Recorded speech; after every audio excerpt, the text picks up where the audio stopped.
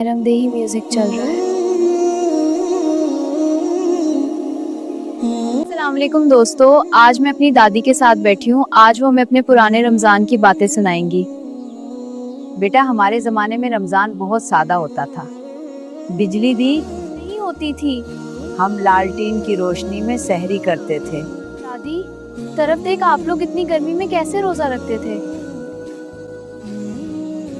सब्र से, और सब एक दूसरे का साथ देते थे। अफ्तार में बस चने, खजूर और ठंडा पानी होता था, मगर दिल खुश होते थे। हमारी गली के सब लोग इकट्ठे अफ्तार करते थे, कोई अमीर गरीब नहीं होता था। दादी, क्या उस वक्त भी बच्चे खुश होते थे? हाँ बेटी, हम बहुत खुश होते थे। सबसे ज्यादा बच्चे ही खुश होते थे। बेटा, पुराने रमजान में सब कुछ बहुत सादा होता था, लेकिन हम सब्र करते थे और एक दूसरे की मदद करते थे। पानी कम होने पर क्या करते थे? हम कुएं से पानी लाते और कभी पड़ोसी मदद करते। आप रोजा रखते हुए थक जाती थी तो क्या करती थी? बेटा, नमाज और सब्र से थकन दूर हो जाती थी।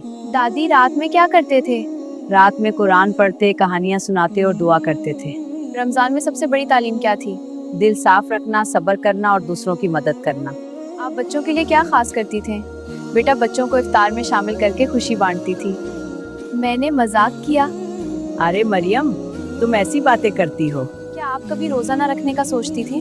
बेटा नहीं, रोजा हमें सब्र और कुर्बानी सिखाता है। रमजान के महीने में सबसे बड़ी बरकत क्या थी? सबसे बड़ी बरकत मोहब्बत, खिदमत और दिल की सुकून थी। दादी, आपकी दिल की सबसे बड़ी ख्वाहिश क्या है? बेबे, मेरी दुआ है कि गाँव के सब लोग खुश और मोहब्बत में रहें। अगर वीडियो आपको पसंद आए तो लाइक करें, चैनल सब्सक्राइब करें और दादी के साथ मजीद कहानियाँ देखने के लिए बेल आइकन जरूर दबाएं। अल्लाह हाफिज।